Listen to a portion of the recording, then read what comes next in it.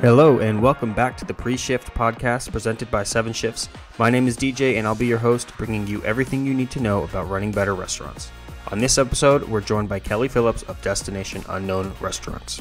My name is Kelly Phillips and I'm a co-owner and a director of hospitality for Destination Unknown Restaurants. Destination Unknown Restaurants is based in Washington, D.C. and currently has 3 concepts. Destino, a modern Mexican restaurant, Las Gemelas Taqueria, and Ghost Burger, a ghost kitchen who counts President Biden and Vice President Harris as recent guests. Kelly and I get to chatting about their employee-first approach, how they are able to pay a salary to many of their employees, and hopes for the future of restaurants. But first, Kelly shares how they got started. My husband and I are, we've always worked in the restaurant industry, through college and, earlier in our careers.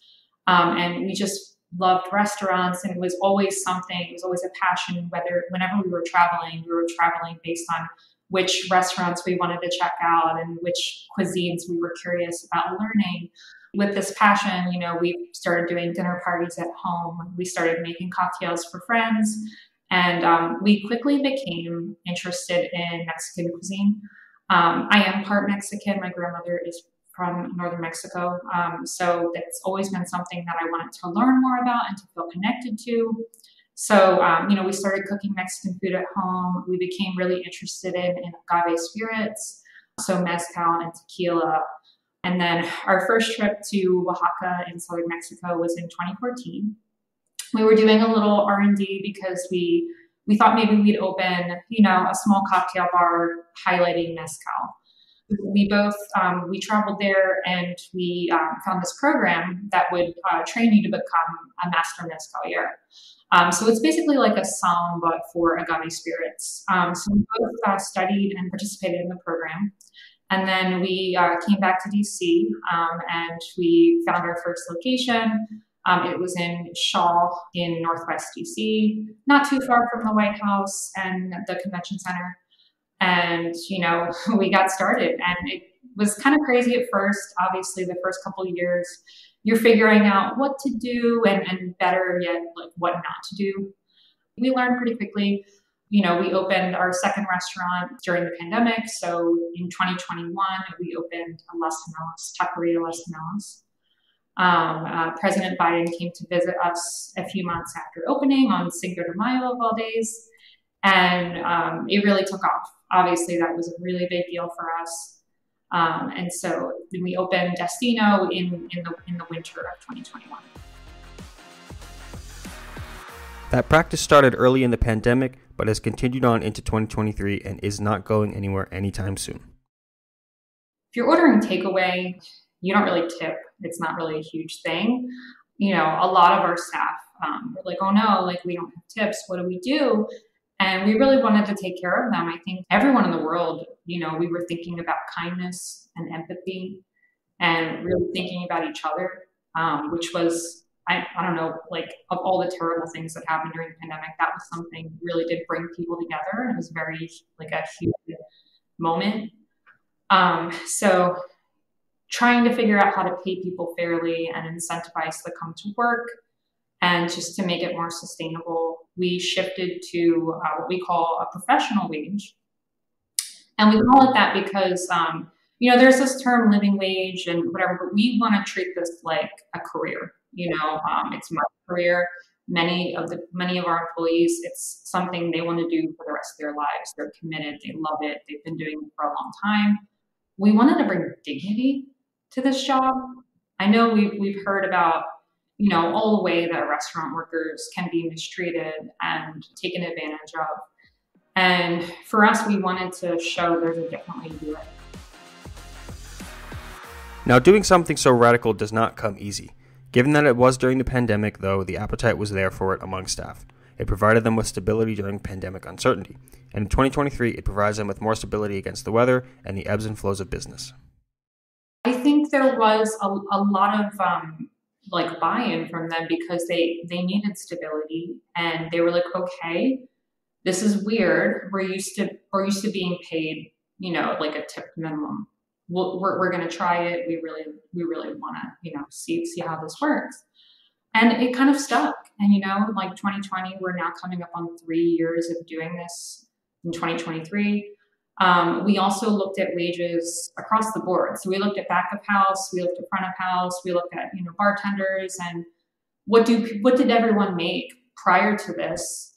And if you look at it, most servers, most bartenders, they do really well on weekends. Fridays, Saturdays, they, make a lot of money. Slower days, Mondays, Tuesdays, lunch service, they don't make anything. It's really up and down. It's very unstable. Your job, just like any other career, like if you show up for work, you get paid, right? If they're working, they get paid, right? It's raining, snowing outside, they're okay. They're getting paid. And in the restaurant world, it's not like that. If it's raining outside, you're not making much money, and you're probably going home early.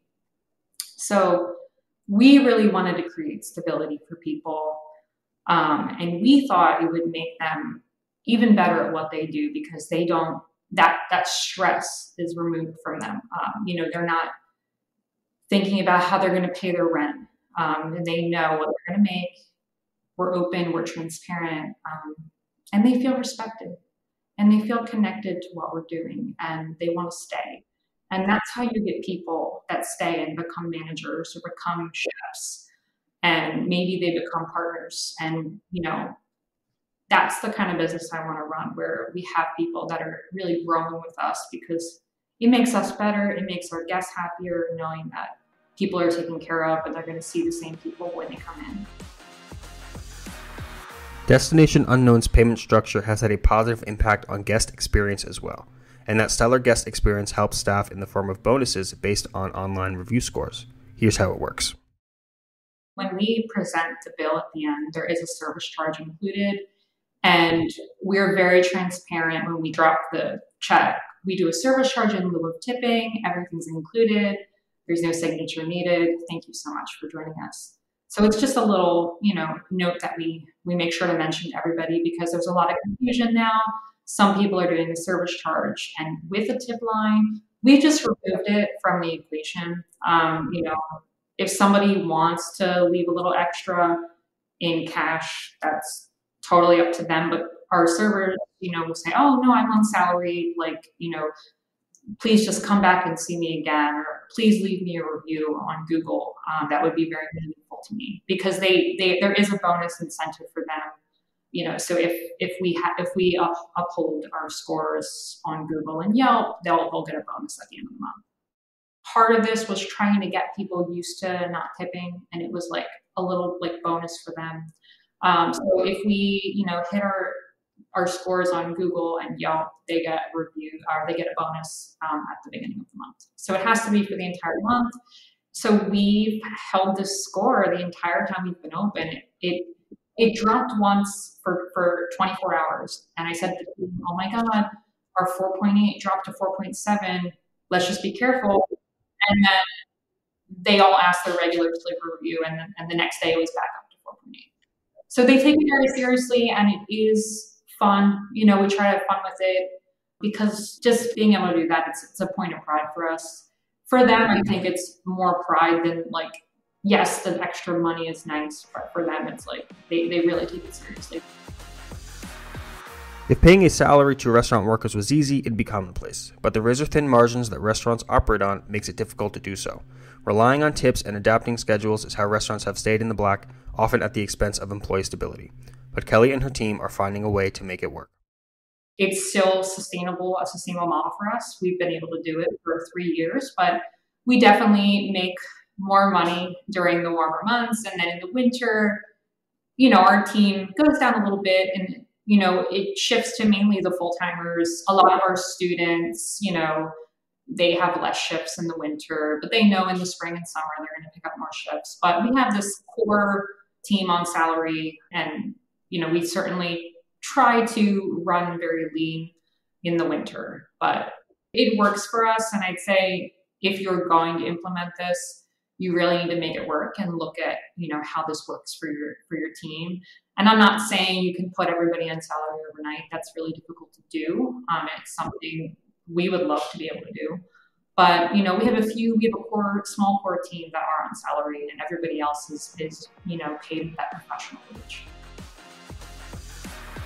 Now, it took a little work to figure out which positions are salaried and which would remain hourly, but once they figured it out, they began to see their business grow with the new model as a big reason behind it. 35 to 40 hours is kind of what that role is. And we really look at you as almost a leader on the team, like a manager in a way. It's a real position that we've created. It is focused on great reviews because that is what gets people in the door. When people see our reviews, they come in. It makes us even busier. And so that kind of like feeds into it. Like that makes our business more predictable, more sustainable. Obviously, we have, the winter season. That is a challenge for us. But we've seen growth. We've seen growth with this model. We've seen more regular guests coming because the servers and bartenders are not trying to get people to spend $1 million. Like they just want people to come back again and again. They're not trying to get a tip. So it's not a transactional relationship between the employee and guest. It's more, you're a regular. Let's make sure you have a great time and come back and tell all your friends. It's also had a huge impact on the team as a way of avoiding burnout and leading to a happier staff overall. So the impact has been more consistency with us. Like we have the strongest team we've ever had, the highest reviews we've ever had, the lowest turnover we've ever had. And turnover is crushing people, crushing restaurants right now. And we haven't experienced that. And I have to think that it's, our wage model that is the reason. That's definitely been the impact. Could we be making more money if we were paying people less? Of course. But would we be struggling to staff? Would we be struggling with reviews? And, we would be struggling if we weren't doing this. So by doing the right thing, I actually think it is better for our restaurants in the long term. And over time, like I've seen the returns. I've seen employees that treat the business like it's theirs. Like not shareholders per se, but in that same regard. Well, some of them, yeah. So actually, one of our employees is a partner now in the newer restaurants. And then 2 of our former employees are now partners who opened the first restaurant with us, or, around that time. So in a way, there's like, that can happen. And the more restaurants I open, the more opportunities I have to promote people or to make them part of this, to create more opportunities for them. It's clear that for Destination Unknown, this model works. So why isn't it something that more restaurants are doing? And is it viable for the industry as a whole? It is the future. This is what we need to look at because right now, restaurants are a little bit broken and people are catching on to it quickly and they're fed up. And I think, and it's not just restaurants, other businesses too. I think a lot of people are understaffed right now and you're seeing workers just, they're stretched too thin and they're giving bad customer service or bad whatever because of that, because they're not paid well. Wages needed to go up. That definitely needed to happen. And I'm really happy that it has happened. But, I think a lot of, in the restaurant industry, we're used to, having very thin margins to work with. And I think a lot of people are afraid to change. But if you don't change, sometimes you don't make it, right? So you really have to take that risk and invest in your people. And, that's kind of the advice that I give people. But we all want to be profitable at the end of the day. But if we don't have happy people, to me, I just wouldn't feel right not taking care of people in some way and not being a good employer. And Kelly believes that it's a fear of change that's preventing many restaurants from exploring this route. In America, it feels so radical to stray from the path. Citing Europe as inspiration, Kelly maintains that this idea isn't that radical. No, it's not this wild, crazy thing that I'm doing. I'm just trying to make moves to offer people something that's more stable. And, it can work. Is it possible for any restaurant to start doing this? Kelly believes so. But you don't have to jump in with both feet. Kelly's advice, start small. If it's something that scares you, you can try. Maybe you have an employee that has been with you for a really long time and, they're open to this. There's some trust there already. You can try shifting them to salary and they'll see. I mean, it takes a little time, but they'll see you end up making more, right? Because everyone thinks, oh, like Friday night I made this much money. They'll say that that's what they made, right? Everyone wants to like inflate what they make. But consistently over time, we looked at what people were making, and they're actually making more now with us than they were before. And that was kind of how we structured our salaries. So I think if you look at what an employee is making in a year on average, and then you add 5 or 6% to that, they will quickly buy into it because they know they just, everyone wants to make a little more, right? And if it's promised, if it's guaranteed, why wouldn't they try it? Why wouldn't they be open to it? So I think start small.